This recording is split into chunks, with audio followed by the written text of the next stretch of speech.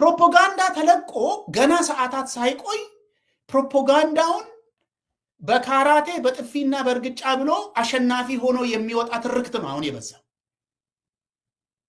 ይሄ አብይን ደሙን እያፈላ ነው። ለዚህ ምክንያት ነው ጋዜጠኞች ምንም ነገር ያላጠፉ ጋዜጠኞች በየቀኑ የሚታሰሩት የሚደበደቡት ከውጪ ያሉትን ጭምር ካልያስኩኝ ብሎ ከጧት እስከ ማታ የሚጮህበት ይሄ ነው ዋና ችግር የሆነበት አብይ ይሄ ነው። በፕሮፓጋንዳ ነው የሚኖር ስልጣን ላይ ብለናል። ቅድም አብይ ምንድነው የሰራው ብለን ለመናገር የሞከርነው የፕሮፓጋንዳ ዋና ማዕከልነቱን ለመናገር ነው። እሱ ይሄንን የኢኮኖሚ ፖሊሲ አለኝ ብሎ ያስተዋወቀው አንድም ፖሊሲ የለውም እስከዛሬ ድረስ እንደምታውቁት። እስኪ የሰማ ሰው ካለ እስከዛሬ ድረስ አብይ የሚመራው መንግስት ካለ ኢኮኖሚ ፖሊሲ ይሄ ነው የሚል የተጻፈ ዶክመንት እስኪ የታል? የለም። ከየትም የሚመጣ ሐሳብን እንጠቀማለን እያሉ ያምታቱ አገር በቀል ከአይመፍ የመጣውን ነገር አገር በቀል እያሉ ያወራሉ።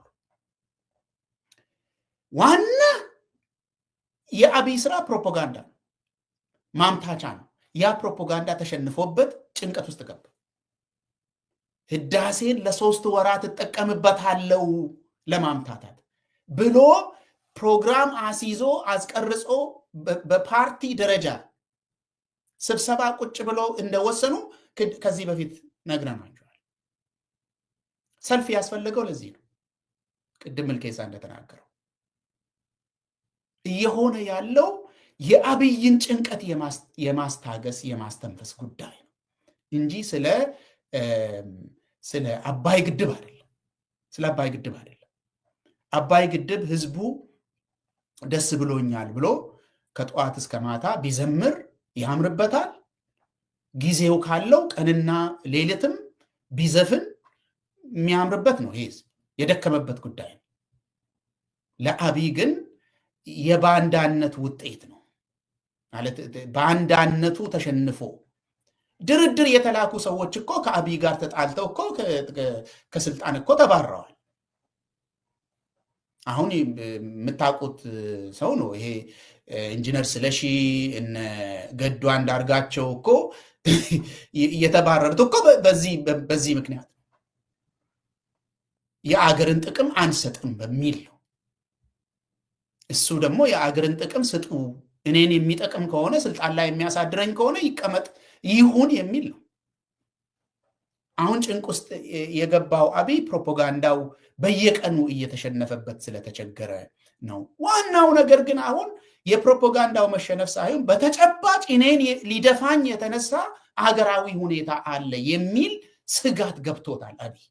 እሱን ነው ምሳሌ እየወሰድን ለመናገር የሞከርነው። ሚልኬሳ እዚህ ላይ የምትጨምረው ነገር ከሌለ ወደ ሁለተኛው እንሄዳለን። ሁለት ነገር፣ አንደኛው አንተ እንዳልከው አብይ የፕሮፓጋንዳ ውጊያ ውስጥ ነው ያለ። ለዛም ብሎ ደግሞ እስከ ምንድን ነው የሚሄደው አብይ ብሔራዊ ደህንነት ምክር ቤት ጠርቶ ሶሻል ሚዲያ ላይ ወረራ እናካሄዳለን ብሎ እንግዲህ በመከላከያ ፕሮፓጋንዳን ለእንትን ለማድረግ ዛሬ የኢትዮጵያ መከላከያ፣ የኢትዮጵያ ፌደራል ፖሊስ፣ የክልል ሚሊሻ ከቱክስ ውጪ ከወታደራዊ ስራ ውጪ ምንድን ነው የሰሩ ያሉት? ፕሮፓጋንዳ ላይ አልተሰማሩም። እያየን እኮ ነው። መግለጫ ሁሉ አውጥቶ እርምጃ እንወስዳለን ሶሻል ሚዲያ ላይ ብሎ ሚዲያ ላይ ሶሻል ሚዲያ ላይ ሁሉም ፕሮፓጋንዳ ላይ እየተሸነፉ ነው። አንዱ እሱ ነው፣ መገለጫው ነው። ይሄ ያለውን ሁሉ አቅም ከተራ ወታደር ጀምሮ ፖለቲከኞቹ አልቻሉ። አሁን ወታደሩ ወደ ፕሮፓጋንዳ እንዲገባ ተደርጓል። እቺ ነች። ሁለተኛ እንግዲህ ሰልፍ መሆን የሚችለው መቼ ነው? አሁን ህዳሴ ግድብ አልቋል። የኢትዮጵያ ህዝብ ደግሞ ምንድን ነው እየጠበቀ ያለው? የመብራት ኃይል ክፍያ ይቀንሳል ብሎ እየጠበቀ ነው። ገጠሩ ደግሞ የገጠር ህዝብ ደግሞ መብራት አገኛለሁ ከኩራዝ ወደ መብራት ይሸጋገራሉ ብሎ እየጠበቀ ነው። የኢትዮጵያ ህዝብ ሰልፍ ምንድነው የሚሆነው ከዚህ በኋላ? የድጋፍ ሰልፍ ለአብይ ድጋፍ ሰልፍ ወይ ደግሞ ህዳሴ በራሱ የሰራ ስለሆነ ህዳሴን መደገፍና ለመደገፍ አይደለም። ህዳሴን እኮ ደግፎ ነው ያሰራ ህዝቡ። ቀጥሎ የሚሆነው ህዳሴን ገንብተን ጨርሰናል፣ ተመርቋል። መቼ ነው የመብራት ኃይል ክፍያ የሚቀንስልን ብለው የከተማ ነዋሪው መጠየቅ ይጀምራል። ገጠሩ ደግሞ መቼ ነው እኔ በአይኔ መብራት የሚያየው? ትልቁን በአፍሪካ ደረጃ ትልቁን መብራት ትልቁን ህዳሴ ግድብ አስመርቀናል፣ መቼ ነው እኔ ጋር የሚደርሰው ብሎ መጠየቅ ነው ነገርየው። ግን አብይ ኦልሬዲ አሁንም ሽጧል። አሁን በዓለም አቀፍ ትልቁን የመብራት ኃይል መብራትን የሚበላ ኃይልን የሚበላ ክሪፕቶ ማይኒንግ የሚባል አለ። ክሪፕቶ ማይኒንግ መብራትን የመብራት ፍጆታው ከፍተኛ ነው። እነሱ አሁን አዲስ አበባ ዙሪያ ካምፓኒያቸውን ዘርግተው ኦልሬዲ ህዳሴ ግድብ ከዛ በፊት ነው የጀመሩት። ባይዘው ከዛ በፊት ነው የኢትዮጵያን መብራት ኃይል ለምሳሌ ባለፈው አመት ብቻ ቢቢሲ እንደዘገበው ባለፈው አመት ብቻ አዲስ አበባን ግማሽ አዲስ አበባ የሚሸፍን መብራት ኃይል ሲጠቀም የነበረው የክሪፕቶ ካረንሲ የካረንሲውን ጀነሬት ለማድረግ ከፍተኛ የኮምፒውተር ሴንተር ነው። ትልቅ ኃይል ይጠቀማሉ። አዲስ አበባ ግማሽ አዲስ አበባን መሸፈን የሚችል ኃይል ወስዶ ሲጠቀም ነበር። አሁን ደግሞ አዳዲስ የራሻ የሌሎች ሀገር ወደ ኢትዮጵያ እየገቡ ነው። ምንድነው? ግድቡ አልቋል፣ ኃይል አለን ለኢትዮጵያ ህዝብ። የኢትዮጵያ ኤሌክትሪክ ኃይል ኮርፖሬሽን ራሱ ዋናው ጻፊ ዋናው ይሄ እንትኑ ራሱ ዳይሬክተሩ እኛ ሬዲ አይደለንም ለመጠቀም አለ። የኢትዮጵያ ህዝብ መብራትን ለመጠቀም አልተዘጋጀንበትም፣ ስለዚህ ክሪፕቶ ማይኒንጉ ይጠቀማል ብሎ ተናግሯል። ይሄ ምን ማለት ነው? የኢትዮጵያ ህዝብ ጥያቄው ሰልፉ ሌላ ነው የሚሆነው በቅርብ ጊዜ ለማለት ነው። ይታነ መልካም። በዚህ ወደ ሁለተኛው ርዕሰ ጉዳይ እናልፋለን ከሙዚቃ ሽግግር በኋላ።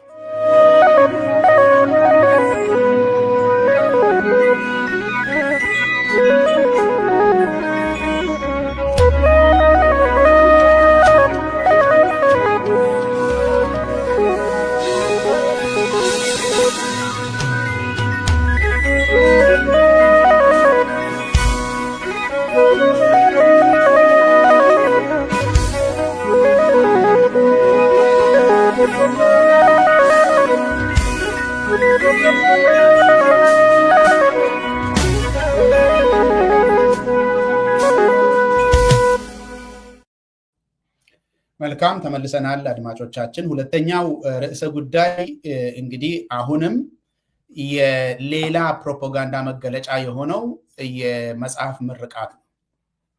ማለት መጽሐፍ ምርቃት የሚባለው በአማርኛ እንግዲህ ቡክ ሎንች እንደማለት ነው። የመጽሐፍ እርግማን አለ ወይ ብላችሁ እንዳትጠይቁ፣ ቡክ ሎንች እንደማለት ነው። አሁን እኛ አሁንም ማውራት የፈለግነው አብይ ለምን መጽሐፍ ይጽፋል፣ መጽሐፍ ይችላል ወይ አይደለም ብለን ለክርክር ለማቅረብ አይደለም፣ ወይ ደግሞ እሱ መጽሐፍ ለምን አስመረቀ ምናምን ብለንም ለመናገር አይደለም። ሲጀመር ከሰባተኛ ክፍል ጠፍቶ ወደ ትምህርት ቤት ለመመለሱ ምንም ማስረጃ ያልተገኘለት ሰውዬ መጽሐፍ ይጽፋል አይጽፍም ብሎ መጠየቅ ራሱ ሞኝነት ነው። ማለት እዛ ውስጥ አንገባም ማለት ነው። እዛ ከንቱ የሆነ ጉንጫ አልፋ ግን መጽሐፍ ነው ብሎ ያመጣው ነገር አለ። እንግዲህ በ7 ዓመት ውስጥ 4ኛ ነው አይደለም ልክ ይሰባል ሳዛት 4ኛ መጽሐፍ ነው ያመጣው። መጽሐፉ አሁን ስለ ይዘቱ ስለ ኳሊቲው ምናምኑ ሳይሆን ሲታተም እንዴት ይታተማል፣ እንዴት ይሰራጫል፣ ይሄ ድግስ ደግሞ ምንድነው የሚለው ነው የኛ ጉዳይ። አሁን አንድ ሰው መጽሐፍ ጽፎ ሲጨርስ የሚደረጉ ነገሮች በጣም የታወቁ ነገሮች አሉ። በአገር ውስጥ ገበያም በውጪም የሚደረጉ ስራዎች አሉ። አሁን የምናወራው የመጽሐፍ ምርቃቱ ይሄ ድግሱ ለሰው የታየው ማለት ነው። ለሰው የማይታይ ደግሞ ነገር አለ። አንደኛ የመጽሐፉ የሚታተምበት አቅም እና የሚሰራጭበት ሁኔታ ለምን ዓላማ እንደሚሰራጭ ያ ሁሉ ገንዘብ ከየት እንደሚመጣ እና ከዛ የሚሰበሰበው ደግሞ የት እንደሚደርስ ለህዝብ ያላሳዩት ማለት አንድ እሱ። ሁለተኛው ደግሞ ለምን ይሄ ሁሉ ጩኸት አስፈለገ የሚለውን ለማውራት ነው የምንፈልገው። እና ሚልኬሳ ምንድን ነው ድግሱ? ኢታን አሁን አብይ መጽሐፍ ጽፏል ወይስ አልጻፈ የሚለውን አንከራከርም ብለሃል አንተ። ምንም ኦልሬዲ የምናውቀው ነገር ስለሆነ ልጆች ያው ጫትም አስቅሞ ያጻፈ ምናምን የሆነ ነገር ያደረገ ስለሆነ እሱ ውስጥ አንገባም። ግን አንድ ነገር ብለን አንተ ቅድም ከሰባተኛ ክፍል ጠፍቶ ብለሃል አንተ። መከላከያ ገባ እንግዲህ ከሰባተኛ ክፍል ጠፍቶ ከዛ በኋላ መከላከያ ውስጥ ነበርና በተለይ ከባድሜ ጦርነት በኋላ አዲስ አበባ ከተመለሱ በኋላ የኢህአዴግ መሰናዶ ትምህርት ቤት የሚባል አዲስ አበባ ውስጥ አለ። ይሄ የኢህአዴግ መሰናዶ ትምህርት ቤት መከላከያ ውስጥ የነበሩ ሰዎች ናቸው የሚማሩት፣ ይመደባሉ። ከዛ ሰውን ሰብሰብ አድርጎ ስንተኛ ክፍል ነው ያቆምከው ምናምን ብሎ እንትን ኢህአዴግ ራሱ ይጠይቅና እኔ 5ኛ ክፍል ነው ያቆምኩት፣ እኔ 7ኛ፣ እኔ እኮ 8ኛ ምናምን ብሎ እንትን ዝም ብሎ ወረቀት የለም ሰርቲፊኬት እንኳን አያሳዩ እንደዚህ አቆምኩ ነው እንጂ አብይ 7ኛ ክፍል ራሱ እንደዛ ብሎ ነው የተናገረ። አሁን ብዙ ሰዎች እዛም ማስረጃ የለም ነው የለም 7ኛ ክፍል ነው ያቆምኩት ስላለ 7ኛ ክፍል እንዲገባ ተደረገ። እዛ የኢህአዴግ መሰናዶ ትምህርት ቤት ይባላል። አዲስ አበባ ካራቆሬ አካባቢ ነው ያለ። እኔ አውቃለሁ ቦታው አዲስ አበባ ውስጥ ካራቆሬ አካባቢ የሚገኝ የኢህአዴግ መሰናዶ ትምህርት ቤት የኢህአዴግ አመራሮች እና በተለይ መከላከያ ውስጥ የነበሩ ሰዎች ናቸው የሚማሩ። ከዛ በተጨማሪ ደግሞ ወሎ ውስጥ የሚገኝ የኢህአዴግ ሌላ የኢህአዴግ መሰናዶ ትምህርት ቤት አለ። ምንድን ነው የሚባለው? እንዳውም ጢጣ ትምህርት ቤት ይባላል ወሎ ውስጥ እና ኢህአዴግ ውስጥ ወይ መከላከያ ውስጥ የነበሩ ሰዎች ያውቃሉ ይሄንን። አብያውን 7ኛ ክፍል ነው ያቆምኩት ስላለ በቃ ሺና እዛው ተማር ተባለ። የተወሰነ የተማረና 12ኛ ክፍል ማለፍ አልቻለም። በዛው ቀረ። አልተፈተነም። ይኸውልህ አልጨረስም፣ አልተፈተነም። ስሙም ትምህርት ሚኒስቴር ውስጥ የለም። ከዛ በኋላ ነው እንግዲህ እኔ የሆነ ምንድነው ማክሮሊንክ ምናምን ተማርኩ የሚባለው ነገር አለ። ማክሮሊንክ ነው ያውቀዋለሁ። እስጢፋኖስ ሜክሲኮ አካባቢ የሚገኝ 2 ክላስ ነች ያላት ይሄ ማክሮሊንክ ኮሌጅ የሚባለው 2 ክላስ ዴስክቶፖችን ታገኛለህ። ድሮ ይሄ ትልልቁ ዴስክቶፕ እዛ የሆነ ዝም ብለህ ምንድነው ይሄ ማውዝ ምናምን ብለህ የምትማረው፣ ይሄ ደግሞ ኪቦርድ ነው። ይሄ ደግሞ እዚህ ከነካ እንደዚህ ይሆናል፣ ፎንት በዚህ ትቀይራለህ የሚባል ይሄ በዛን ጊዜ ማይክሮሊንክ እስጢፋኖስ የሚገኝ 2 ክፍል ያለ 2 ክፍል የያዘ ኮሌጅ ይባላል። 2 ክፍል የያዘ ኮሌጅ እኔ ያስታውሳለሁ። ይሄንን እዛ ነው እንግዲህ ዲግሪውን ተማርኩ ያለው። ከዛ ውጪ አብይ እና ይሄ እንዲህ አይነት አንድ መጽሐፍ ያላነበበ ሰው ስለሆነ ነው ትንሽ ወደኋላ መለስ ብዬ ያወራሁት። አሁን ድግሱ የመጽሐፍ ምረቃ ድግሱ በየአመቱ ኦልሞስት በየአመቱ የሚመስል እንግዲህ 4 መጽሐፎችን በ6 ዓመት ውስጥ ነው። እኔ አንዱ ምረቃ ውስጥ ነበርኩኝ። መደመር መጽሐፍ ሲመረቅ እዛ ስለነበርኩ ነው። በዛ ምንድነው የተፈለገው? ያሁኑ በጣም ለየት ይላል። ከዚህም በፊት የነበሩ 3ቱ የመጽሐፍ ምረቃዎች ብዙ አጀንዳ ለፕሮፓጋንዳ ብዙ አልተመቹ። ያሁኑ በጣም ለየት ባለ መልክ ነው የተዘጋጀው እና አጠቃላይ ምንድነው የሚፈለገው? አንደኛ መጽሐፍ ጻፈ ጠቅላይ ሚኒስቴር ሲባል የፖለቲካ ፕሮፓጋንዳው አዋቂ ነው ይሄ ሰው ያውቃል መጽሐፍ ይጽፋል ይባላል። ከዛ በተለይ ደግሞ መዋቅሩ የሱ መዋቅር ከላይ እስከታች ያለ መዋቅር በግዳጅ ከባጀት ከመንግስት ባጀት ተቆርጦ ተገዝቶ ይታደላል። ደግሞ ማንም ሰው አያነብም የሱን መጽሐፍ አንድ ሰው አላነበብም ነው ያውቋል። መደመርን ለምሳሌ መደመር ሲሰራጭ በኦራል በመከላከያ ሰራዊት መኪና ነው የታደለው በየዞኑ ኢትዮጵያ ውስጥ ያለው ኤክሰፕት ትግራይ እና በሁሉም አካባቢ በመንግስት ባጀት ይገዛል። ለምሳሌ የኦሮሚያ ትምህርት ቢሮ በስንት ባጀቱን መክፈል አልቻለም። በኋላ ወስዶ አሰራጨ፣ መክፈል አልቻለም። ሁሉም ዞን እንደዚሁ ነው የገዙት። በመንግስት ባጀት ነው የሚገዛ። ከዛ የተሰበሰበው ገንዘብ ደግሞ በግል አካውንት በአብይ አህመድ አካውንት ነው የሚገባው በግሉ። ይኸው አንደኛ የዘመናዊ ዝርፊያ ነው የሚካሄደው። አጠቃላይ መጽሐፎቹን አብይ ሲሸጥ አንድ ይኸውልህ አሁን ጠቅላይ ሚኒስቴሩ መጽሐፍ ጻፈ ከተባለ የሚጠሩት አሁን ባለፈው ያየነው የመከላከያ ጀነራሎች አንድ ረድፍ ያዙ።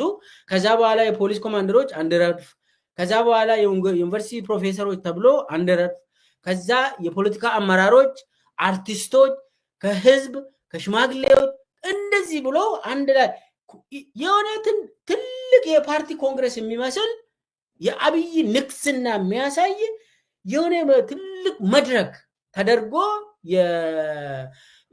እንደዛ ነው ያዘጋጁት። ሁልጊዜ ደግሞ እንደዛ ነው የሚያዘጋጁት እና አብይ የሚወደስበት መድረክ ነው ዋናው ዓላማ። ከዛ ሁሉም ገዝቶ ይወጣል። ባለሀብቶች ይጠራሉ። እንግዲህ ባለሀብት ዝም ብሎ አይገዛም። አንድ መጽሐፍ ወይ 50 ሚሊዮን ነው የሚገዛ። ያልገዛ ደግሞ በነገው በንጋቱ ይታሰራል። ስለዚህ በዚህ በመጽሐፍ ስም አንደኛ ዝርፊያ ይካሄዳል። ዘመናዊ ዝርፊያ ኮራፕሽን ይካሄዳል። ከመንግስት ባጀት ከግል ከባለሀብቶች ይህንን ዘርፎ በአካውንቱ ላይ ያስቀምጣል አብይ አህመድ። ይሄ በኢትዮጵያ ታሪክ ታይቶ አያውቅም።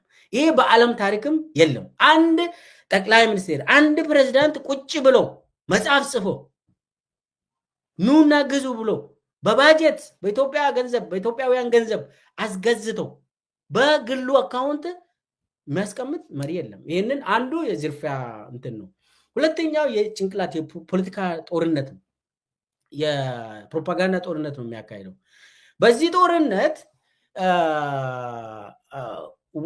እንትኑ አይታል ከሆነ ለቅሶው ከፍየሏ በላይ ነው የሚባለው አለ። ምንድነው ፕሮግራሙ ላይ አብይ እኮ ህዝብ እንደዚህ ሁሉንም ሰብሰብ አድርጎ ማንም ሰው እኮ አልቀረም።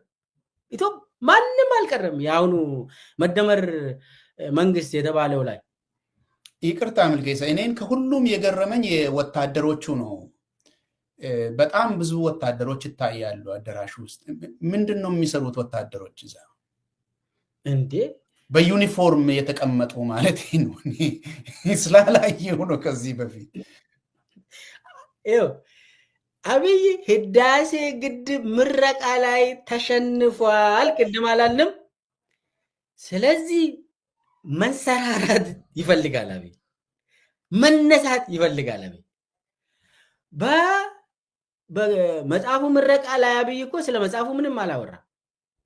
እሱ ያወራው ስለ ጦርነት ነው ያወራ፣ ስለ አሰብ ጦርነት፣ ስለ እንዳውም ህዳሴ ግድብ ላይ እኮ ብሎ በዛ መድረክ ላይ አወርቷል። ህዳሴ ግድብ ላይ ህዝቡ ምንድነው ይሄ ፐርሰንት እኮ መለስ ነው የሰራ፣ ይሄ ፐርሰንት 30% አብይ ነው እንደዚህ እያለ ሰው እኮ በፐርሰንት እንትን አከፋፈለ እኮ ይሄ ስህተት ነው ብሎ ደግሞ የኢትዮጵያ ህዝብ ነው የሰራ ብሎ ቁጭ አለ። አምኖ ተሸንፎ እኔ ለመጀመሪያ ጊዜ ነው ከአፉ እንደዚህ የኢትዮጵያ ህዝብ ነው ህዳሴ ግድብ ይሄ በፐርሰንት አንችልም አለ። በፐርሰንት ህዝቡ እንደዛ ስላደረገ ብሎ ከዛ በኋላ ምንድነው ያደረገ? አሁን መነሳት ፈለገ። በዚህኛው ከህዳሴ ግድብ ምረቃ የመጽሐፉ ምረቃ ላይ ነው ትንሽ ተወድሶ ማለት የግሉ ነው። እንዴት አንድ ብጣሽ ወረቀት እሱ አይደለም የጻፈው፣ እኛ እናውቀዋለን። ነገር ግን ድግሱ ከፍየሏ በላይ ነው ያልኩት። እዛ ላይ የተገኘው መከላከያ ጀነራሎች፣ የፖሊስ ኮማንደሮች፣ ዩኒቨርሲቲ ፕሮፌሰሮች፣ የቀድሞ የሱ ባላንጣዎች ሁሉ ሳይቀር አሁን የተደመሩት ሰዎች፣ የዩኒቨርሲቲ ባለሀብቶች። አሁን አንድ ባለሀብት ታስሯል። በሚሊዮን ገንዘብ አልገዛም ብሎ መጽሐፍ እና በእንትኑ አጠቃላይ የድግሱ ዋናው ዓላማው አብይን ለመወደስ የተዘጋጀ ፕሮግራም ነው። ምንድነው እሱም ህዳሴ ግድብ ምረቃ ላይ አብይ ያጣውን ማካካስ አለብን ብለው በግሉ አብይ ሰብሰብ አድርጎ እንግዲህ አሁን ለፕሮፓጋንዳ በጣም የተጠቀመበት አጋጣሚ ነው። ወደ እንትኑ ዝርዝሩ አንገባም። ይሄ ከዛ የሚሰበሰብ ገንዘብ ወዴት ነው የሚሄደው? እንዴትስ ነው የሚሰበሰበው? አሁን ሁሉም መስሪያ ቤት የአብይን መጽሐፍ አንድ የገዛ ተቀባይነት ያገኛል፣ ሁለት የገዛና ያስገዛ ደግሞ ይሾማል ምናምን ተደርጎ አሁን ኢትዮጵያ ንግድ ባንክ ካልገዛችሁ ትባረራላችሁ ተብሏል። የመንግስት መስሪያ ቤት እንዳለ የአብይን መጽሐፍ ካልገዛችሁ በቃ መቆጣጠሪያ መሳሪያ ሆነ እና እኔ እዚህ ላቁምና ወደ አንተ ልመልስ። መልካም እንግዲህ የነካካቸው ጉዳዮች ላይ አንዳንድ ሀሳቦችን ለመስጠት ነው። መጀመሪያ በዓሉ ሲካሄድ የመጽሐፍ ምረቃ ብለው ስም ይስጡት እንጂ ምንም የመጽሐፍ ምረቃ የሚመስል ነገር የለም። ማለት ይሄ እንግዲህ የሚታወቅ ነገር ነው የምናወራው። አሁን አንዳንድ መስመር የለቀቁ ነገሮች አሉ። ነገር ግን እሱ ያደረጋቸው ነገሮች ተጋብዘውም የመጡ ሰዎች የተናገሩት ነገር ስለ መጽሐፍም አይደለም፣ ስለ መጽሐፍ ጥቅምም አይደለም። ትንሽ የሚያሳፍር ነገር ከዚህ በፊት ስብዕና ያላቸው መጽሐፍ ምን እንደሆነም የሚያውቁ ሰዎች፣ መጽሐፍም አንብበው የሚያውቁ ሰዎች፣ መጽሐፍ አገላብጠው የሚያውቁ ሰዎች መጥተው እዛ ላይ ተገኝተው የተናገሩትን ነገር ስታይ ነው ማለት ለሰዎቹ ማለት ነው፣ ለማንም ሳይሆን ለራሳቸው ለሰዎቹ ራሳቸው። ከዛ ምንድነው መናገር የፈለግኩት እዛ ላይ የተደረገው ነገር የበዓሉ ገላጭ ነው፣ ዓላማው ምን እንደሆነ የሚያሳይ ነው ለማለት ነው። አንደኛ ምንድን ነው የተደረገው እዛ ላይ? አብይን ማወደስ ነው። ቅድም እንዳልከው ውዳሴ አብይ ነው። በቃ 1000 ዓመት ይንገሱ ማለት የቀረው ውዳሴ ብቻ ነው። መድረክ ላይ የሚወጣ ሰው አብይን ማወደስ ነው ስራው። መጽሐፍ ምረቃ ላይ እንግዲህ አሁንም ወደ መጽሐፍ ነገር ውስጥ አንገባም ብለናል። መጽሐፍ ምረቃ ላይ የሚጋበዙ ተናጋሪዎች አንደኛ በምክንያት ነው የሚጋበዙት። ሰውየውን ይወዱታል አይወዱትም አይደለም። በተጻፈው መጽሐፍ ላይ ምን አይነት ዕውቀት አላቸው፣ ምን አይነት ልምድ አላቸው ተብሎ ነው የሚጋበዙት። ሲመጡም ደግሞ የመጽሐፉን ግምገማ ነው በመጠኑ የሚያቀርቡት። ሰውየውን ለማወደስ ወይ ደግሞ መጽሐፉንም ለማወደስ አይደለም። ነገርየው ይዞ የቀረበው ዕውቀት ሲገመገም ምን ይመስላል የሚል ነው። ስለ ዕውቀት ስለሆነ መጽሐፍ ስለ ዕውቀት ስለሆነ አሁን አብይ ከዛ ሜዳ ውጪ ስለሆነ መጽሐፍ ምንድን ነው ብትለው ምንም ነገር የሚያውቀው ነገር የሌለው ሰውዬ ስለሆነ እዛን አናወራም ብለናል። ሌላ ነገር አለ። መጽሐፍ ራሱ ምንድን ነው ብትለው አብይ ምንም የሚያውቀው ነገር እኔ በእርግጠኝነት ይህንን መናገር ይችላል። ምንድን ነው መጽሐፍ ማለት ራሱ? መጽሐፍ ብለን የምናወራው ነገር ምንድን ነው ብትለው የሚያውቀው ነገር የለም። ግን ለሱ ውዳሴ የሚውል ነገር ምን ይሁን ከየት ላምጣ የምወደስበትን ጭንቀቴን የሚያስታግስልኝ በህዝብ ፊት አዋቂ ነው ተብሎ የሚያዘምርልኝን ነገር ከየት ላምጣ ነው። አሁን ማለት እኔ በጣም ነው የሚከብደኝ ጌታቸው የወረደበት ፍጥነትና ቁልቁለቱ እኔ ሳየው ራሱ በጣም ነው የሚያስደነግጠኝ የወረደበት ፍጥነት። አሁን ጌታቸው የተናገረውን ነገር ጌታቸው ረዳ ማለት ነው ስታየው አንደኛ አብይን ማወደስ ነው በራሱ መንገድ፣ ሁለተኛ ደግሞ ሌሎችን አብይ የሚጠላቸውን ሰዎች ደግሞ መዝለፍ ነው። አሁን ይህንን ከመጽሐፍ ጋር ምን አገናኘው እስኪ? ማለት የመጽሐፍ ምረቃ ላይ ተገኝተ አንደኛ ሰውየውን ማወደስ፣ ሁለተኛ መዝለፍ፣ ሌሎችን መዝለፍ።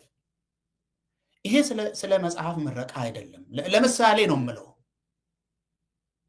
ዓላማ ስላለው ነው። ከዛ ያለፈ ዓላማ ስላለ ነው። ስለ አብይና አብይ ብቻ አብይን ከፍ ማድረግ ማስተላለፍ የሚፈለገው ነገር ምንድን ነው?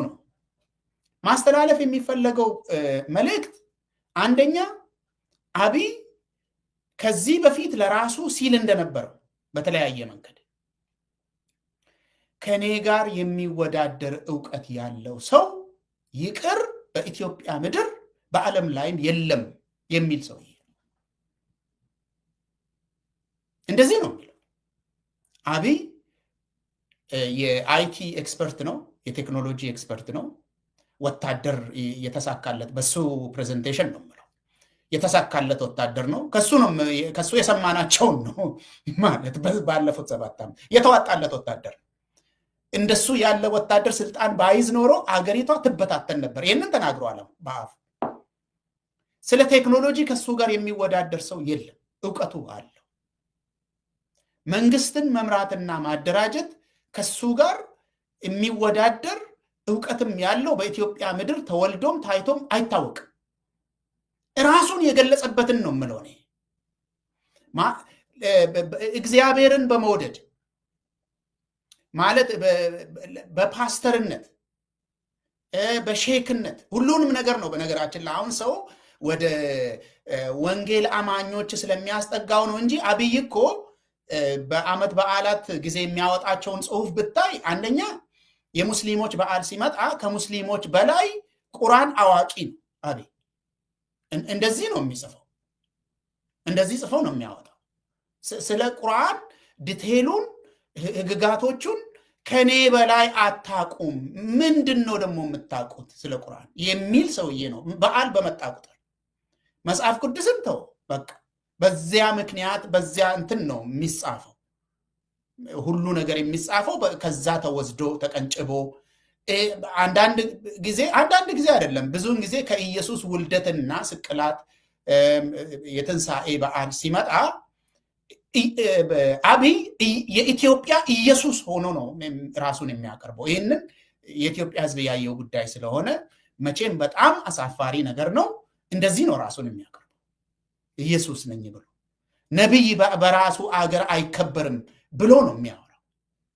ስለዚህ አብይ ሰው ነው ወደ ወንጌላውያን ብቻ የሚያቀርበው እንጂ አብይ ፓስተርም ነው፣ የኦርቶዶክሳውያንም ቄስ ጭምር ነው። በነገራችን በሱ አገላለጽ ለነሱም ቄስ ነው፣ ቅስናንም ማስተማር የሚችል ሰው ነው። የቤተ ክርስቲያኒቷንም ክብር የሚናገር ሰውዬ ነው። የሚያሳዝነው ነገር ቤተ ክርስቲያኒቷ ጦርነት ከፍቶ ከቤተ ክርስቲያኒቷ ጋር ድብደባ ተደባድቦ ሲያበቃ ራሱ ለቤተ ክርስቲያኒቷ ተከላካይ ተንከባካቢ እኔ ነኝ ብሎ ደግሞ የሚናገር እና ምንድነው እያለ ያለው አብይ አሁን ከኔ ጋር የሚወዳደር አዋቂ ክህሎት ያለው ሰው አይደለም በኢትዮጵያ ምድር በዓለምም አልተፈጠረም። በ7 ዓመት ውስጥ 4 መጽሐፍ ጽፌ ያስነበብኳችሁ አዋቂ ነኝ የሚል ሰው ይሄ ነው እየተናገረ ያለው። አሁን አብይ ለምን እንደዚህ ይናገራል ነው? አሁን አብይ አንደኛ መሃይም መሆኑን ከመሃይም ድልብ መሃይም መሆኑን የኢትዮጵያ ሕዝብ ጠንቅቆ ነው የሚያውቀው። በአሁን ጊዜ ከዚህ በፊት የተሸወዱ ገራገር የሆኑ ኢትዮጵያውያን አሉ። የዋህ የሆኑ ኢትዮጵያውያን በጣም ብዙ ነበሩ ከዚህ በፊት። እውነቱም አዋቂ መጥቶልናል። ቤተ መንግስት ጭምር እኮ ቀርቦ ከዚህ በፊት መሪ አጣን፣ አሁን ህዝብ አጣን፣ መሪ አግኝተን ህዝብ አጣን ብሎ እኮ ውዳሴ ያቀረቡ ምሁራን ሁሉ ነበሩ። አሁን ምን ያክል ተሸማቀው ጥፍራቸው ስር መደበቅ እንደሚያምራቸው በዚህ ሰዓት እኔ መገመት ነው የሚያቅተኝ ራሱ። አዋቂ ነኝ የምለው ለምንድን ነው? አሁን እኔ መናገር የፈለኩት ሁሉ ህዝብ የሚያውቀውን ነገር ድልብ መሃይም መሆኑን ህዝብ እያወቀ ዓለም በሙሉ እያወቀ ለምንድን ነው እምቢ ብሎ አዋቂ ነኝ የሚለው ለምንድን ነው? ሲጀመር አዋቂ እኔ አዋቂ ነኝ አይልም።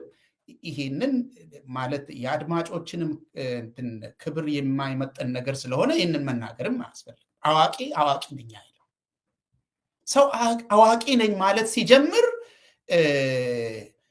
ድልብ መሃይም መሆኑን ነው የሚያወራው። ይሄው ነው፣ ምንም ሌላ ነገር የለውም። ሰው አዋቂ ነኝ ማለት ሲጀምር መሃይም መሆኑን ብቻ ነው የሚናገረው። አላዋቂ መሆኑን ብቻ ነው የሚናገረው። አብይ ግን ለምንድን ነው እንደዚህ የሚለው? አብይ እንደዚህ የሚልበት ምክንያት አለው።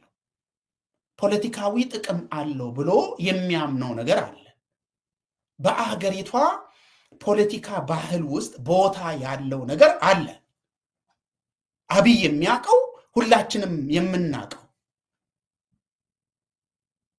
በተለይ በንጉሠ ነገሥቱ ዘመን የሚሾሙ ሚኒስትሮች፣ መስሪያ ቤቶችን የሚመሩ ሰዎች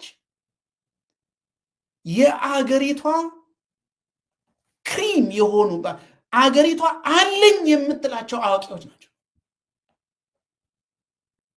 በዓለም ላይ አንቱ በተባሉ ምሁራን የተማሩ በትላልቅ ዩኒቨርሲቲዎች ውስጥ የተማሩ ሰዎች ነበሩ። ዩኒቨርሲቲ ባልተገባም ጊዜ ልምድ ያለው በህዝብ ፊት ዕውቀት እንዳለው የሚቆጠር ሰው ነው የሚሾመው። ከንጉሥ በታች ያለ ዕውቀት ክብር ያለበት አገር ነበር። ይከበራል የተማረ ሰው። አሁን ያ ነገር በተለይ ከአብይ ጊዜ ጀምሮ ቁልቁል እንደተወረወረ ማየት ይቻላል። ነገር ግን ዕውቀት ያለው ሰው ሀገርን ያሻግራል፣ ሀገርን ይጠቅማል የሚል የኢትዮጵያውያን አስተሳሰብ አለ። ያንን ኤክስፕሎይት ለማድረግ ነው። እንዲያውም አንድ ጊዜ አስታውሳለሁ ፌስቡክ ላይ ማን እንደጻፈው እኔ ስሙን አላስታውስም። ኃይለማርያም ደሳለኝ አንድ ጊዜ ፕሮፌሰሮችና ዶክተሮችን ብቻ አደረገ። ካቢኔቱን ሻረና ታስታውሳለህ ምልኬሳ? ዶክተሮችና ፕሮፌሰሮች ብቻ ሆኑ ካቢኔ አባላት። እና አንዱ ፌስቡክ ላይ ጻፈውን እስከዛሬ አስታውሳለሁ። የኢትዮጵያ ሕዝብ ሆይ የተማረ ይግደለኝ ብለሃል አይደለም? ይኸው መጥተውልሃል ይላል። የተማረ ይግደለኝ የሚል ማህበረሰብ ነው ማለት ነው። አብይ እንዳልተማረ እንደሚታወቅ እያወቀ የሙጥኝ ብሎ እኔ የተማርኩ ነኝ ብሎ የሚጮኸው የተማረ ይግደለኝ የሚል ማህበረሰብ እንደሆነ አገሪቷ ስለሚያውቅ ያስከብረኛል ብሎ ስለሚያስብ፣ ይሄንን ደግሞ ህዝቡ ቢያቅም በፕሮፓጋንዳ ዶሚኔት ማድረግ እችላለሁ ብሎ ማስረጃ ማቅረቡ ነው። በነገራችን ላይ ማስረጃ እያቀረበ ነው። የእውቀቱን ማስረጃ እያቀረበ ነው። የመደመር መንግስት ብዬ ይሄው 4ኛ መጽሐፍ ጽፌያለሁ። ይዘቱን አትጠይቁኝ የሚል ስለ እኔ ብቻ አውሩ እንጂ ስለ ይዘቱ ምን ያደርጋል? አዋቂ መሆነ በቴክኖሎጂ፣ በውትድርና፣ በፓስተርነት፣ በቄስ፣ በቅስና ሁሉም ነገር። በነገራችን ላይ ስዩም መስፍን አስታውሳለሁ ሳይሞት ተዉ ቢባሉ እምቢ አሉ አለ። ይህንን ጸባይ ከሳቸው በላይ አዋቂ የለም የሚል እንደዚህ ተናግሮ ነበረ። እና ማለት የማይታወቅ ነገር አይደለም፣ የሚታወቅ ነው። የሙጥኝ የሚለው ግን የተማረ ይግደለኝ የሚል ማህበረሰብ ስላለ ያቺን አስታኮ በፕሮፓጋንዳ አሸንፋለሁ፣ የሞተውን ቅቡልነቴን ማሳደስ እችላለሁ። በተወሰነ ደረጃ እንኳን ጠላቶቼ አፍ እንዲዘጉ ማድረግ እችላለሁ። ህዝቡ እየተራበ እንዲሰማኝ የምናገርበት ምክንያት ይሆነኛል የሚል ነው። ምንም ነገር የለውም ከዛ ውጪ የተራበን አገር የሚመራ ሰውዬ እኔ እውቀቱ ከየት እንደሚመጣ እኔ እርግጠኛ አይደለሁም። ማለት ከዚህ በፊት አንስተን በጣም የሚያሳፍር ደረጃ ላይ ነው የሚገኘው አገሪቷ። ሰራተኞች፣ የመንግስት ሰራተኞች ከስራ ሲወጡ ተደብቀው የሆቴልን ትራፊ የሚገዙበት ሀገር ነው። በጣም እያፈርን ነው ይህንን የምናወራው። ይህም አሳፋሪ የሆነ ነገር ነው። ይሄ እንጀራ ልመና ደረጃ የደረሰው ሰራተኛ አገሪቷ ያስተማረቻቸው የተከበሩ ሰዎች ነበሩ። ለራሳቸው በቅተው ለዘመዶቻቸው የሚበቁ ሰዎች ነበሩ። አብይ ከመምጣቱ በፊት ለዘመድ አዝማድ የሚተርፉ ሰዎች ነበሩ እንጀራ ልመና የገቡት። የሀገሪቷን ቢሮክራሲ የሚያንቀሳቅሱ የተከበሩ አንቱ የሚባሉ ሰዎች ናቸው ማህበረሰብ ውስጥ። አብይ ነው መጥቶ ለዚህ ያደረሳቸው፣ ሀገሪቷንም ያዋረደው። ከዩኒቨርሲቲዎች የመጡ ፒኤችዲ ለመማር ዩኒቨርሲቲ ውስጥ የገቡት የዩኒቨርሲቲ መምህራን ከተማሪዎች ጋር ተዳብሎ ዶርም እንደሚገቡ፣ ምግብ እንደሚቸገሩ ስንት ጊዜ በቢቢሲ ሁሉ ሳይቀር የተዘገበ ነገር ነው። ማለት አገሪቷ አንቆ የያዛት የድህነትና የደህንነት ችግር አለ። አንድ ይሄ ነው። ሌላ እቺን ብቻ ተናግሬ ጨርሳለሁ። ሌላው ነገር የትኛው አገር ላይ ነው መሪ የመጠቀ አዋቂ ካልሆነ አይጠቅምም የተባለው? የትኛው ሀገር ላይ ነው? እስኪ የት ነው ምልኬሳ አንተ ሰምተህ ታውቃለህ? እኔ አዋቂ ነኝ ብሎ አገርን የሚያንገላታ መሪ፣ እውቀቴን ስሙልኝ አዋቂ ነኝ የሚል ሁል ጊዜ አገርን በእውቀቱ ምክንያት እኔን ካልሰማችሁ ሞቼ ይገኛለሁ የሚል መሪ ማን? በአፍሪካ ውስጥ በታሪክ ውስጥ በተለያየ ጊዜ የተነሱ ራሳቸውን ዶክተር ብለው የሰየሙ ብዙ ናቸው። በዛ ደረጃ የሚታሰብ ከሆነ ጥሩ ነው። አብይ በዛ ደረጃ ራሱን አስበው ከሆነ ማለት አሁን ባለንበት ጊዜ ላይ የት አገር ላይ ነው እስኪ መሪ እኔ መጽሐፍ ጽፌ ያለውና ድግስ አድርጉ፣ ድግስ እልሉ ይበሉ፣ እልልታ ልታሰሙ ይገባል፣ ምስጋና አቅርቡ፣ ምስጋና ጎሏቸዋል፣ አዋቂ አግኝታችሁ ምስጋና ጎሏቸዋል። የአገር መሪ ድልብ መሃይም ባይሆን ይመረጣል። ባይሆን እንደ አብይ ማለት ነው። ነገር ግን ሀገርን የሚመራው የአንድ ግለሰብ እውቀት ብቻ አይደለም። ይሄ ታይቶም ተሰምቶም አይታወቅም። አማካሪ የሚባል ስራ የተፈጠረው እኮ መንግስትን በእውቀት ለመርዳት ነው። እውቀት አጠር እንዳይሆን፣ እውቀት አንሶት አገር እንዳያበላሽ በኢኮኖሚ፣ በባህል፣ በሙያ፣ በቴክኒክ ሙያዎች፣ በመንግስት አደረጃጀት፣ በትምህርት፣ በተለያዩ በአገልግሎት ሙያዎች ላይ መንግስት አማካሪ አለው። የትም ሀገር የትኛውም የአገር መሪ በእውቀቱ ተመዝኖ አይደለም የሚመረጠው። የት ነው እስኪ አሁን ምርጫ የለም እንጂ በኢትዮጵያ ምርጫ የለም እንጂ በምርጫ ቢሆን በእውቀት ብቻ ተመዝኖ ሰው መሪ አይሆንም። እንደዛ ከሆነማ የዩኒቨርሲቲ ፕሮፌሰሮች ብቻ ናቸው የሀገር መሪ የሚሆኑት የትም ሀገር። ምንም እኮ ይሄ እንትን አይደለም። አሁን አሜሪካ ላይ ብትመጣ የነ ሃርቫርድ የነ ኮሎምቢያ መሪ ፕሮፌሰሮች ናቸው እኮ የአገር መሪ መሆን የነበረባቸው። እነሱ ስራቸው እውቀትን ማመንጨት፣ እውቀትን ማቀበል፣ ሲፈለጉ ደግሞ ማማከር እንጂ ለፕሬዝደንትነት መወዳደር አይደለም። እንደዚህ አይደለም ስራቸው የሚያሰቡት ምሁራን ስራቸው አይደለም። አብይ እንደዚህ አድርጎ ነው ራሱን ማሳየት የፈለገው። ታይቶ የማይታወቅ በተለይ በ21ኛው መቶ ክፍለ ዘመን ውስጥ ታይቶ የማይታወቅ ነው። ምክርን በተመለከተ ከዚህ በፊት ተናግሬያለሁ። አብይን ለመምከር የሚሄዱ ሰዎች ምክር ተቀብለው ነው የሚመጡት። አብይ ምክር አይሰማም በፍጹም። መካሪ ነን ብለው አብይ አካባቢ የተኮለኮሉ ሰዎች አሁን ሜዳ ላይ ተበትነዋል፣ የተባረሩ። አሁን ሸሽተው ውጪ የመጡ ሰዎች እኮ አብይን እውቀታቸው ምንም ይሁን ለመምከር የከበቡት ሰዎች እኮ ተበትነዋል።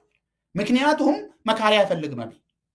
አብይ የሚፈልገው ጠዋት እሱ የተሰማው እሱ የፈለገውን ነገር ስራ ላይ ግደል ሲባል የሚገድል፣ እስር ሲባል የሚያስር፣ ያሰረውን ሰዎች ብዛት ደግሞ ካለ ድካም ሪፖርት የሚያቀርብ፣ ሀገርን ያደህያል፣ አካሄድ ትክክል አይደለም፣ ይሄስ አይጠቅምንም፣ እስኪ ሰከን በል የሚል ሰው አይወድም። የኢትዮጵያን ተጨባጭ ሁኔታ ያገናዘበ የኢኮኖሚ ፖሊሲ ያስፈልገናል። በንዴት አይሆንም። ሰዎችን ስለጠላ ብቻ በጥቂት ሰዎች ጥላቻ ፖሊሲ አይወጣም የሚል ሰው አብይ አይፈልግም። የአገሪቷ ህዝብ አስተሳሰብ ውስጥ እንደዚህ አይነት ስራዎች ተቀባይነት የለውም። ኢዩኝ ባይ ፖሊሲ ሊሆን አይችልም የሚለውን ሰው አብይ አይፈልግም፣ ያባራል፣ አይፈልግም። ስለዚህ ሊመክሩ የሚሄዱ አሁን ከዚህ ከውጪ የገቡ ሰዎች አሉ። እሱ አካባቢ የነበሩ ለአንድ ዓመት 2 ዓመት እንደዚህ ተናግረዋል እና ለሰው የተናገረውን ነው 30 ደቂቃ ነው የሚሰጠናል። 30 ደቂቃ እሱን ለመምከር ሄደን 27 ደቂቃ እሱ መክሮን 3 ደቂቃ እኛ ተናግረን ነው የምንሄደው። እንደዚህ ነው አብይ። አገር ለምን ተበላሸ? አገር ለምን ደህንነቱ ገደል ገባ? ኢኮኖሚ ለምን መፈናፈኛ አጣ? ለሚል እንደዚህ አይነት እንከፍ የአገሪቷን ከፍተኛ አስፈጻሚነት ቦታ ስለያዘ ነው። ምንም ሌላ ነገር የለም። ልብ አድርጉ። አሁን እኔ ያልኩ ያለሁት ስለ አምባገነንነት አይደለም። መለስም አምባገነን ነበር እኮ በጊዜው። መካሪን የሚያከብር የሚሰማ ከአገሪቷ ብቻ ሳይሆን ከውጪ ሁሉ እያመጣ ኖት እየያዘ ሴሚናር እያዘጋጀ በእውቀት ራሱን የሚያደራጅ በእውቀት ራሱን የሚያሻሽል በየጊዜው እንደዚህ አይነት መሪ ነበር። አዋቂ ነኝ ብሎ ሲደነፋ ስሙኝ እዩኝ ሲባል አይታይም። ከነሙሉ ድክመቱ ከነሙሉ አምባገነንነቱ እንደዚህ አይነት ሰው ነበር። መንግስቱ ራሱ እንደዚህ ነው። መካሪዎችን የሚሰማ ነበር። ከሱ ጋር የነበሩ ሰዎች ሲያወሩ ስሙ። ያ ሁሉ ጦርነት እያካሄደ ያ ሁሉ ፍጅት እያካሄደ መካሪ ነበረው መንግስቱ። ምክርን የሚሰማ ሰው ነበር። በተለይ እሱን የሚያሰጉ ሰዎችን በግድያ ካስወገደ በኋላ ለስልጣን አያሰጉኝም ያሉትን ሰዎች አቅርቦ ምክር ሲሰማ ነበር። ምክር ይቀበላል። ንጉሠ ነገሥቱ ራሱ ምክር ነበር። ካለ ምክር የሚቆም አብይ አሁን ምክር አይፈልግም። ራሱም ገደል እየገባ አገሪቷንም ገደል እየከተተ ያለ ሰውዬ ነው። አሁን እሱ እያደረገውን ያለን ነገር ለመናገር ሳይሆን አብይ እየሰራ ያለው ገደል እየገባና መመለሻ ስለጠፋ ዋናው ነጥብ ገደል እየገባ ነው፣ መመለሻ መንገድ ደግሞ አጥቷል። ያንን የሚያስተነፍስበት መንገድ ነው። ቅድም ነግረናቸዋል። ቃል የገባውን ደሞዝ ጭማሪ አጥፏል። እኔ እዚህ ላይ ላብቃ። ምልኬዝ እንግዲህ ብዙ ነገር ብለሃል። እኔም ወደ መጨረሻ አካባቢ የተቃረብን ስለሆነ አንዱ አብይ እንግዲህ ጥራዝ ነጠቅ እንደሆነ ብዙ አጠራጣሪ አይደለም። እኔ ኦሮሚያ ክልል ላይ በነበርኩበት ጊዜ በደንብ አውቀዋለሁ። ዊኪፒዲያ ሰው ነው አብይ። ሁልጊዜ ስላይድ አዘጋጅተው ይመጣል። ከዊኪፒዲያ ሰብሰብ አድርጎ ነው የሚመጣ። ከዛ ውጭ አንድም ቀን አንድ መጽሐፍ አንብቦ የማያውቅ ሰው ነው። እንደቅድም ስለ መለስ ምናምን ታነሳለህ። መለስ እኮ ያነባል፣ አንባቢ ነው መለስ እኮ እናውቀዋለን እኮ። ከሱ ንግግር የውጭ ሚዲያ ጋር ሲጋፈጥ መለስ ዜናዊ ቢቢሲ፣ አልጀዚራ፣ ሲኤንኤን ምናስታውስ ነው። እውቀቱን እናያለን። ዛሬ እስቲ 7 ዓመት ወይ አሁን ወደ 8ኛ ዓመታችን ነው አብይን ካየ ነው። አንድ ቀን የውጭ ሚዲያ ፌስ አድርጎ ያውቃል? አንድ ቀን አብይ የሀገር ውስጥስ ቢሆን መቼ? የለም። በቃ አየህ፣ ለምን አቅም የለው። አቅም ኢቲቪ አንድ ሰው ተመርጦለት ነው እሱ የሰጠውን ጥያቄ ቁጭ ብሎ አንድ ጥያቄ ጠይቆ 40 ደቂቃ የሚሰማ ጋዜጠኛ ነው። በቃ አየህ፣ ምንም እውቀት የሌለ ሰው መሆኑን መጽሐፍ አይደለም። መጽሐፍ እኮ ለመጽሐፍ እኮ ታነባል። መጀመሪያ አብይ ከጠዋት እስከ ማታ ኮሪደር ላይ የሚዞርና እኔ እስከሚያውቀው ድረስ አብይ ሪፖርት እንኳን በጽሁፍ አይቀበልም። በስልክ ንገሩኝ ይላል። ከመከላከያ ሪፖርት ጀምሮ እስከ ክልል ከተለያዩ ፓርቲ ሪፖርት ምናምን ከተለያዩ አመራሮቹ በጽሁፍ ወስዶ አያነብም። በስልክ ነው። እንዲህ አይነት ሰው ነው እንግዲህ ጻፍኩ ብሎ የእውቀት ምንጭ ሆኖ ራሱን አቀረበ። ስለዚህ አብይ ምንም አቅም እንደሌለው ምንም እዚህ ላይ በየጊዜው ደግሞ ያወራል። ትምህርት ቤት በመሄድ አይደለም እኮ ምንድን ነው እከሌን የፈጠረው ትምህርት ሳይኖረው ነው። እከሌ ደግሞ የዓለማችን ቁጥር 1 ትምህርት የለውም። ምንድን ነው የምታወሩት? ዩኒቨርሲቲ ኮሌጅ የምትሉት ዋጋ የለውም ብሎ በየጊዜ እኮ በተደጋጋሚ አላወራም እሱ አብይ። በየጊዜው የሆነ ጊዜ ደግሞ ፕሮፌሰር ኢኮኖሚክስ ፕሮፌሰር ሆኖ እዚህ አዲስ አበባ ላይ መኪና የሌለው ምንድን ነው ፕሮፌሰርነቱ?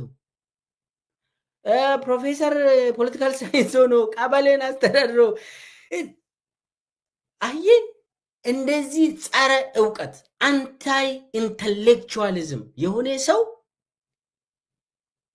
በትክክል የተማሩ ሰዎች ላይ ካምፔን ዘመቻ እየፈጠረ ራሱ ደግሞ አዋቂ ሆኖ ቁጭ ብሏል። አይቲ እንኳን እኮ አልተማረም አለ እንጂ ክሪፕቶ ተማርኩ አለ አይደለ? ክሪፕቶ የሚባለው ደቡብ አፍሪካ ሄዶ በትምህርት ሳይሆን ኮርስ ወስዷል። ኮርስ ይሄ እነ ሳሞራ ዩኑስ ተናግሯል። ወጥቶ ደቡብ አፍሪካ ሬዲዮ ኦፕሬተር ነበር አብይ አይደል? ተራ ሬዲዮ ኦፕሬተር ነበር። ምንም እኮ አልተዋጋም። ጥይት ተኩሶ ማቅ ሰው ነው። አንድ ጥይት አልተኮሰም። እንዲህ አይነት ሰው ነው እንግዲህ መከላከያ እኔ አመራር ባልሆን ተዋጣለት መከላከያ ባል ምኑ የትኛው ጋ ነው አብይ አዋግቶ የነበረው? ምንም እኮ የለም። የጥይት ድምፅ እንኳን ሲሰማ የሚፈራ ሰው እኮ ነው። ፈሪ ነው በተፈጥሮ እና ምንም ሙያ ያለው አይቲ የተባለም ክሪፕቶ እሱ አሁን እቺ ከሬዲዮ ኦፕሬተር ይሄ መጥለፍ ጉዳይ ላይ ደቡብ አፍሪካ ሄዶም አንድ ኮርስ ነው የተቀበለ፣ ትምህርት አይደለም ዲግሪ ሳይሆን ኮርስ። እሱ ግን ምንድን ነው ያለ? ደቡብ አፍሪካ ሄጄ ዲግሪ ወሰድኩበት ብሎ አወራ። አምጣ ብባል የሆነ የኮርስ ሰርቲፊኬትማ ማንም ሰው የሆነ 1 ወር ምናምን ወስደ ሰርቲፊኬት ልታሳይ ትችላለህ። ምንም የለውም እውቀት። የመከላከያም ይሁን መከላከያ ውስጥ ሬዲዮ ኦፕሬተር ከመከላከያ የሚያዋጉ በስተጀርባ ሂደ ሬዲዮ ኦፕሬተር መሆን ትችላለህ። እኔ አሁንም ስለ እውቀት ምንም አይደለም እያወራ ያለው። አብይ የሚያወራው ሁሉ አዋቂ ሆኖ ራሱን ለማቅረብ መጀመሪያ በዚህ እንትን ደግሞ ዋናው ግቡ ምንድን ነው? ቁጥር 1 የኢትዮጵያ ደራሲ ሆኖ ለመቅረብ ነው። ኢትዮጵያ ውስጥ የመጀመሪያ ደራሲ እስቲ ንገረኝ። ኢትዮጵያ ደራሲያን ማህበር አለ። ስንት መጽሐፍ ጻፉ? አሚን እንግዲህ ኢትዮጵያ ውስጥ እንደኔ ደራሲ የለም ብሎ አቅርበዋል አብይ። መጽሐፍ ጻፊ የለም እንደኔ ሪከርድ ሰበርኩ ብሎ አቀረበ ራሱ እና አብይ በመጨረሻ ደረጃ በቃ የሁሉ አዋቂ የደራሲያን ደራሲ በቃ ምንም እኮ የለም እሱ ብቻ ነው ተብሎ ይጠራለታል። እኔ እንዲህ አይነት ሰው ነው ያጋጠመኝ እና እውቀት ያላቸው ኢትዮጵያውያን በጣም ደራሲ የሆኑ ኢትዮጵያውያን በጣም አሉ የረቀቁ። አንድ መጽሐፍ ለመጻፍ ስንት ዓመት ነው የሚፈጅባቸው? መጽሐፍ ቅድም አንተ ነው መጽሐፍ ምንድነው ብዬ አላብራራም ብለሃል አንተ። መጽሐፍ ለመጻፍ ሂደቱ ምንድነው የሚለው ውስጥ አንገባም ተባብለናል። አብይ እየሄደበት ያለው በጣም አስደንጋጭ ስለሆነ ነው። በኢትዮጵያ ታሪክ ታይቶም በዓለምም እኔ አላየውም እንደዚህ አይነት እስካመር ነው አብይ። እና ዋናው ደግሞ የጭንቅላት ጦርነት ነው የሚያካሄደው። ቅድም ብለሃል አንተ ሰው መሸከም እስከሚያቅተው ድረስ ይጫንበትና በቃ አልቻልኩም ብለ እስከምትወርድ ድረስ ይሄድበታል። የፕሮፓጋንዳው ጫፍ በጣም የሌለ በቃ ከውሸት ተው ውሸትማ ምን በጣም ግራንድ የሆኑ ውሸቶችን ያካሄድና at the end of the day ምንም ዲስኮርሱን ዶሚኔት ያደርጋል። በቃ አብይ ጻፊ ነው፣ አብይ ጀነራል ነው፣ አብይ ፖለቲከኛ ነው፣ አብይ ጠቅላይ ሚኒስቴር ነው፣ አብይ ምንትን ነው፣ አብይ ሃይማኖተኛ ነው። ቅድም ብለሃል አንተ ሁሉንም ሃይማኖቶችን ይመራል አብይ፣ ሁሉንም ይመራል። እምቢ ካልክ ደግሞ ይመታሃል። አሁን የፕሮቴስታንት ቤተክርስቲያናት ላይ መፈንቅለ መንግስት ነው ያካሄደው። አሁን ፓስተር ጻድቁ ሲመራ የነበረው እሱ ጎን ሌላ ካውንስል ፈጥሮ ሙሉ በሙሉ መፈንቅለ መንግስት፣ መፈንቅለ ሃይማኖት፣ ሁሉም ላይ ጻፊዎች ላይም መፈንቅለ መንግስት እንትን ያካሄዳል። እና ምንድነው አብይ ያደረገ ያለው ከባድ የሆነ ጦርነት ነው የሚያካሄደው። ጦርነቱ ደግሞ ከባድ ነው። ይሄ መሬት ላይ የሚካሄደው ጦርነት ሳይሆን ጭንቅላት ላይ የሚያካሄደው ጦርነት በጣም ከባድ ስለሆነ ነው። አሁን አብይ አሁን ቅድም አንተ የሰው እንደው የተደመሩ ሰዎችም ስም እንደው ማንሳቱ ተገቢ አይደለም። ጌታቸው አሁን የሚያሳዝን አሁን አማካሪ ነው አይደል? እሱ በእንትኑ የአብይ አማካሪ ሆኖ ነው የተመደበው። አሁን መድረክ ላይ ወጥቶ አብይን ያወደሰበት አካሄድ ምን ሆኖ የሚያማክረው? ከዚህ በኋላ አብይ እኮ እኔ እሱ እንትን መድረስ አልችልም እንደ ከባድ ነው አብይ እውቀቱ ምን ወይ ብሎ እሱ የገለጸበት እንትን ከዚህ በኋላ ጌታቸው ምኑ አማካሪ ሆኖ መመደብ የለበትም። በስሙ ማለት ነው። አብይ አማካሪ የለውም፣ ራሱ ነው ወደ ታች ይነግራል እንጂ አንተ አብይን አታማክርም። ይሄ አማካሪ የሚባለው ደሞዝ ለመብላት ከሆነ ችግር የለው። ነገር ግን አብይ ሰዎቹ አሁን አብይን የሚያወድሱ ወጥተው አጨብጫቢ የሚሆኑበት እንትን ቢያንስ አማካሪ ሁኜ እዚህ ስላለው ትንሽ መቀነስ አለብኝ። ይሄ ውዳሴውን ትንሽ አማካሪ በእውቀት አትሊስት በሆነ ኤሪያ ላይ እውቀት አለ ተብሎ ነው አይደለ አማካሪ የምትባለው። ያንን የሚያፋልስ እንኳን በኋላ የሚያስተሳስብ ነገር ነው። እኔ ሰው እዛ የተደመሩ ሰዎችን ስማቸውን ማንሳት ጥሩ አይደለም። ኦልሬዲ የሞተ ሰው እንትን አታደርግም። አጠቃላይ ግን ምንድነው አብይ የተሸነፈበትን የፕሮፓጋንዳ ላይ የተዘረረበትን ለማንሰራራት የሞከረበት የመጽሐፍ ምረቃ ነው። መጽሐፍ ምረቃ ሳይሆን እዛ ላይ ያወራው እንኖራለን፣ አሰብን እንመልሳለን፣ በቃ ነገ ጠብቁኝ ብሎ ነው ሲያወራ ነበረው። ስለ መጽሐፍ ውስጡ የተጻፈ ነገር ሳይሆን አጣቅሶ ቻፕተር እንደዚህ ውስጥ እንደዚህ ስላልኩ ያልኩት እኮ ምክንያቱ ለምንድን ነው ይሄንን የጻፍኩ ተብሎ ሰው አለ አይደል? መጽሐፍ ምረቃ ላይ የሚያወራው ስለ መጽሐፉ ትንሽ ውስጥ ገብተህ ታወራ። እሱ ግን ኢትዮጵያ ድሃ የሆነችው ወደብ ስላጣች ነው ነገ ጠብቁኝ እናደርጋለን በቃ ዘራፍ ምናምን እያለ ነበር። አጠቃላይ ሰዎቹን የሰበሰበበት እና አካሄዱ በፕሮፓጋንዳ ስለተሸነፈ እንደው ለማንሰራራት የሚችለውን እንትን አድርጓል። ሰዎችን ሰብሰብ አድርጎ ውዳሴ መድረክ ፈጥሮ አብይ እንዲባል አድርጎ ለማንሰራራት ሞክረዋል። ነገር ግን እኔ አሁንም የተሳካለት አይመስለኝም። ለምን? ዋናው የኢትዮጵያውያን ችግር አንድም ተነስተው አጀንዳ አልሆነም። ኢትዮጵያውያን የሚፈልጉት አጀንዳ አለ። ምን አይነት መጽሐፍ ነው በዚህ ሰዓት ኢትዮጵያውያን የሚፈልጉት ነገር? ሁሉም ኢትዮጵያውያን ያውቃሉ። ስለ ፍትህ የሚያወራ፣ ስለ ዳቦ፣ ስለ ኢኮኖሚ የሚያወራ ጉዳይ ነው መድረክ ነው የሚፈልጉት። ሰላም በሌለበት ጦርነት በአማራ ክልል፣ በኦሮሚያ ክልል፣ ትግራይ ላይም እየተዘጋጀ ሁሉም ቦታ ሰላም የለም። አዲስ አበባ ውስጥ ሰላም የለም። መፈናቀል ነው፣ ግድያ ነው፣ በድሮን መጨፍጨፍ ነው። ይሄ ጦርነት ነው ሁልጊዜ። ሌላ ደግሞ ሰብ ጦርነት ነው። ሌላ እሱ የሚያወራው ሁልጊዜ ጦርነት። ፋብሪካም እንትና ገነባው ካለም የጦር ፋብሪካ የጥይት ፋብሪካ ይላል። ከአፉ ውስጥ የሆነ ጥይት የሆነ እንደዚህ የጦርነት ነገር ነው ሁልጊዜ። ድሮን ደግሞ እቺ የህፃናት ድሮን አሳይቶ የጦር እንትን ድሮን ይላል። አጠቃላይ የአብይ ሁኔታ ፕሮፓጋንዳ ላይ ስለተሸነፈ ለማንሰራራት እየሞከረ ይመስለኛል። ይታነ መልካም። ያው እንደ ማጠቃለያ ያነሳናቸው ሁለቱ ምክንያቶች በመግቢያም ጭምር እየተናገርናቸው በአጠቃላይ የሚናገሩት ነገር አለ። አንደኛ አብይ የአገሪቷን ችግሮች የሚክድበት ሂደት ነው።